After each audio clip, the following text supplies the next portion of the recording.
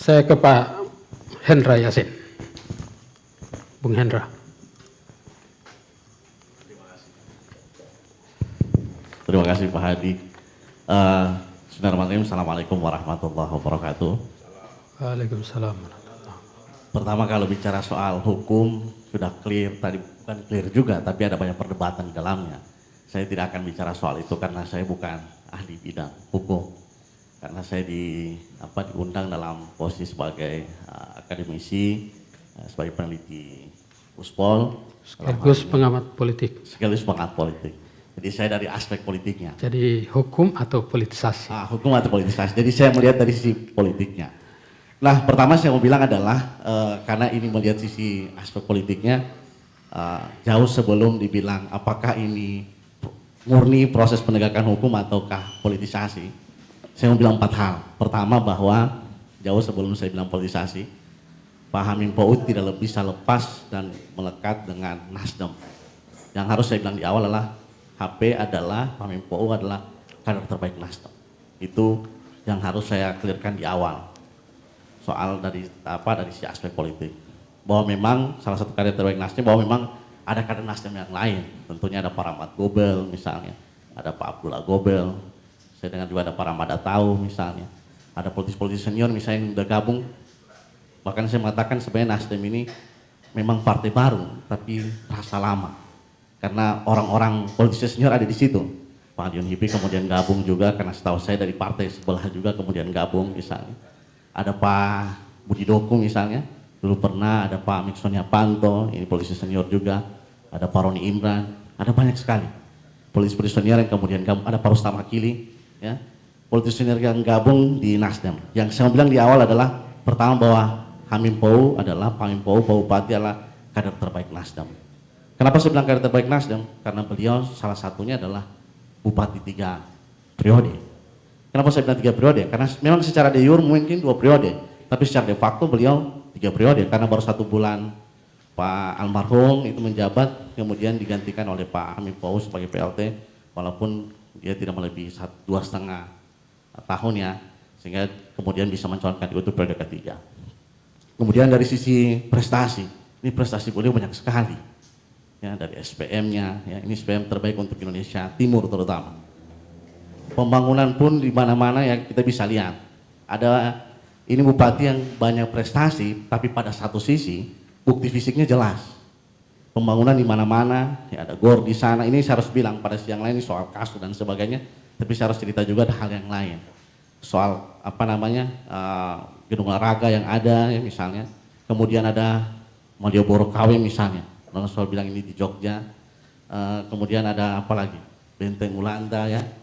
Ditambah lagi kalau orang sering kali menikmati kopi, hari ini ada kopi Pinogu, dan itu di zamannya Pak Bupati Hamim Paud.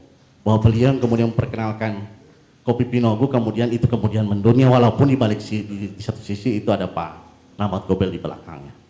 Jadi saya mau bilang adalah Pak Hamim Paud adalah kader terbaik Nasdem. Itu clear. Yang kedua adalah, ini singkat saja karena 4 hal. Yang kedua adalah bahwa kejadian hari ini dengan Pak Bupati Pak Hamim Paud itu bagi saya adalah ini kasus dugaan korupsi bansos yang sudah lama, kemudian bergulir dari tahun ke tahun. Saya nggak tahu di tahun 2020 itu 2019 sempat hadir, tapi 2020 kemudian tiba-tiba ada ayam, tiba-tiba muncul lagi karena saya nggak tahu. Kalau saya melihat di politik itu tidak ada yang datang begitu saja. Ini saya kemudian misalnya Pak Aliun prosesnya tiap tahun, mungkin Pak Pokai bilang juga tadi setiap tahun-tahun politik, memang di politik tidak ada yang datang begitu saja, semua saling berkaitan satu sama lain. Jadi ketika kasus ini kemudian hadir, bagi saya nuansa politisnya tetap ada, walaupun proses penegak hukumnya harus tetap jalan, ya. Jadi itu yang saya mau bilang, bahwa kemudian kasus ini bagi saya pada satu sisi di bidang politik ini merugikan Nasdem. Kenapa merugikan? Satu, dengan kasus ini pasti akan dari si figur misalnya mencekal bagi saya salah satu kader terbaik Nasdem yang digadang-gadang ini bakal calon untuk calon gubernur, selain ada namanya Pak Rahmat Gobel dan Pak Abdullah Gobel. Pak Hamim Paud ini salah satu nama yang digadang-gadang bagi saya adalah bakal calon gubernur, bakal calon yang bukan calon gubernur, tapi bakal calon gubernur dari Nasdem. yang digadang-gadang. Yang kedua, kemungkinan juga beliau karena sudah tidak bisa lagi jadi bupati, beliau digadang-gadang juga sebagai bakal calon anggota DPRI. Bahkan muncul juga cerita beliau akan dicalonkan sebagai bakal calon bupati di Bolmong Selatan. Jadi banyak sekali alternatif sebagai Pak Menpora sebagai kader terbaik Nasdem itu dicalonkan di mana-mana. Sehingga bagi saya ini kondisi ini sebenarnya merugikan Partai Nasdem. Harusnya ini persoalan ini dikelirkan. Ya, prosesnya dikelirkan saja. Ini Muhammad Hukum sudah bilang tadi. Bagi saya semakin clear ini masalah, maka pada satu sisi itu menguntungkan secara figur Pak Amin Pou, pada satu sisi adalah menguntungkan Nasdem. Karena kondisi ini bagi saya adalah merugikan Nasdem secara figur karena semakin berkurang. Karena kalau kita lihat di banyak nama yang kemudian hadir misalnya untuk gubernur, hanya 2 partai yang kemudian punya kader-kader yang digadang-gadang akan maju di gubernur. Salah satu partai misalnya Golkar misalnya punya 5 nama, Nasdem ini punya 3 nama, mungkin ada nama yang lain. Tapi kurang lebih 2 partai ini yang selalu di provinsi ini punya stok kader yang luar biasa. Karena memang partai baru tapi rasa lama.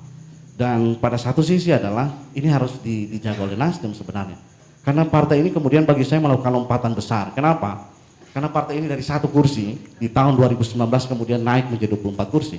Kalau dibilang persentase ini 2.300%. Artinya lompatan yang cukup jauh. Sehingga kondisi ini bagi saya ketika ini tidak dijaga dengan baik, ini akan menjadi bola panas, isu yang liar, sehingga berpengaruh pada elektabilitas partai tentunya. Tentu ini perlu kajian yang mendalam juga, bahwa tidak serta-merta isu kemudian berpengaruh pada elektabilitas partai. Tentu ini perlu ada pembuktian secara real. Makanya kalau orang bilang begini, kalau ada orang tertentu dikasih daging, itu bisa jadi berpengaruh pada kolesterolnya. Ya.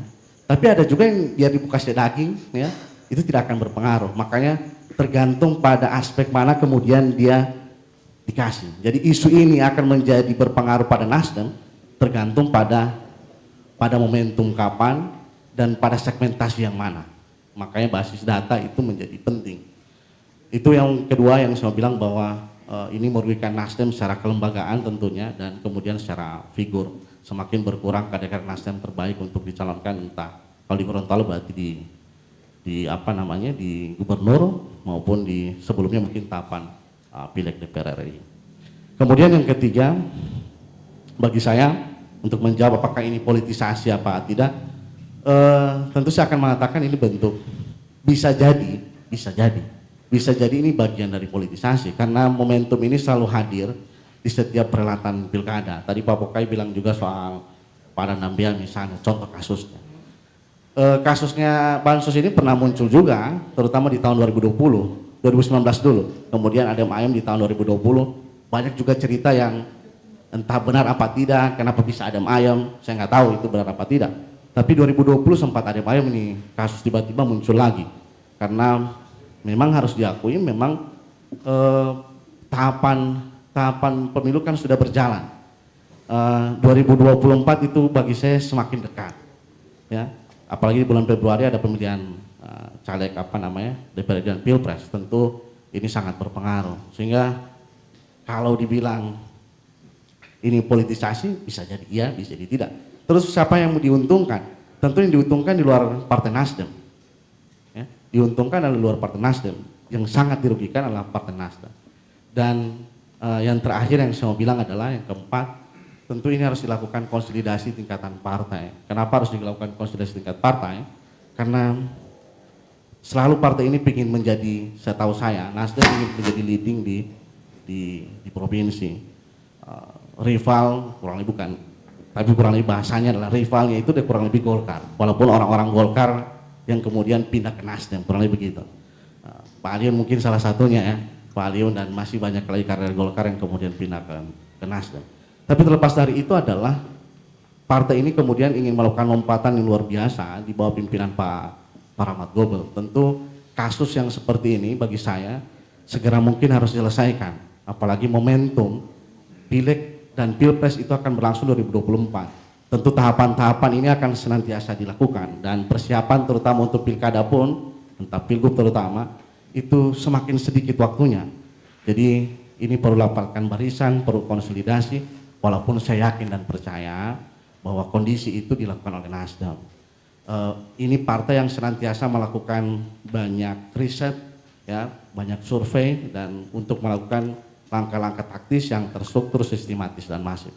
Dan saya rasa berharap ini semua, kita semua ini orang-orang yang kemudian berharap hukum ya ini berjalan dengan baik. Tentunya kita juga berharap kader terbaik Nasdem dan ini putra terbaik Gorontalo ini bisa juga selesai dari jeratan dugaan atau disangkakan soal kasus dana bansos. Saya berharap semua kita berharap yang terbaik.